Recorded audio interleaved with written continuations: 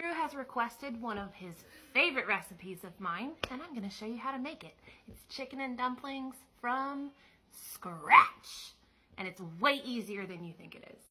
Now, I make mine from scratch, like a whole chicken, boil it, I make chicken stock, and then I debone it. But by all means, get a rotisserie chicken, some better than bouillon, mix it with water, do it that way. And this part is optional. I like veggies in ours, so I do celery, carrots, and one whole onion. But if you like just traditional chicken base and dumplings, don't add it. Now this is personal preference if I feel like it. Sweat the veggies down first before you put them in the pan. The veggies are successfully sweated down when they look like this. Onions nice and translucent, and then you can just dump it off into the pot. And then I diced up the chicken, and we're just gonna dump it in. Now we taste a lot throughout this process. I start seasoning wise with just salt and pepper, and then I'll start to add a few more things. I totally bought this giant pepper grinder as a joke from one of my neighbors. I use this thing religiously. It is like the best fresh cracked pepper I've ever had in my fucking life. And there is our absolutely beautiful base. We're gonna let this simmer for a while we make dumplings. Okay, for the dumplings, it's just a few ingredients, and I'm making a double batch because we like extra dumplings in this family. Now, my dumplings are very different. I don't do drop biscuit dough or any of that shit, okay? Mine are the flat, kind of like noodle texture ones. And this is what you need. All-purpose flour, half a stick of butter, and cold butter. Cold butter. I make mine super easy and dice it up, and then I'm gonna put it back in the fridge until I need it. Right under a cup of milk. You can always add more. Don't start off with the whole cup. Baking powder, salt, 4 cups of flour in the bowl. Just a dash of salt. Not too much. The flavor comes from the broth, remember? 1 teaspoon baking powder. You want to mix all the dry ingredients together before you start adding the butter. Now with the butter, we're going to cut it in using a pastry cutter. You can use a fork too if you don't have one. Pastry cutter makes it easier.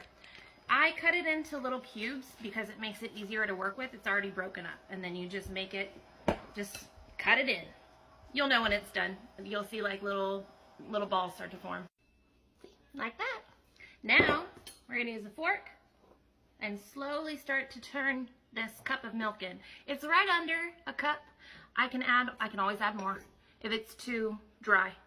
But we're just going to slowly pour it in there. See, mine is starting to come together as a dough really, really well. But you can still see in the bottom of the bowl a lot of flour by itself, which means it's not incorporating into dough, so we're going to add a little bit more milk. Right about the point it starts to look like this, like it's almost a dough, I say fuck this fork, and I go in with my hands. And if it's doing this to you, where it's giving you mostly a dough, but you still have that at the bottom, you need more milk. My husband just walked by and I'm doing this. I'm kneading the dough, right? So once it starts to look like this, it's not sticking in the bowl anymore, you're golden. And I said, hey, just so you know, this is true love. I am hand kneading dough for you. Just keep that in mind. All right, remember how I said this was a double batch, right? So you're gonna get a very clean, very dry work surface, a large one. I'm cutting this in half because, like I said, it's a double batch. We're gonna work with half at a time. Tools you will need: a floured big ass plate, okay? So it doesn't stick to the plate. Rolling pin. Secret weapon, pizza cutter. Let's go. Flour your work surface. I try to flatten it by hand as much as I can to get it in like an even circle, you know what I mean? So it doesn't get all, it's gonna get crazy shaped anyways, like don't get it fucked up. Plop it down, roll it out. And when you just don't want to roll anymore, you'll end up with something looking like this. Look at how thick it is, right? Get your pizza cutter. Here. And we're gonna make like squares, rectangles, right? As big or as small as you want. I don't care.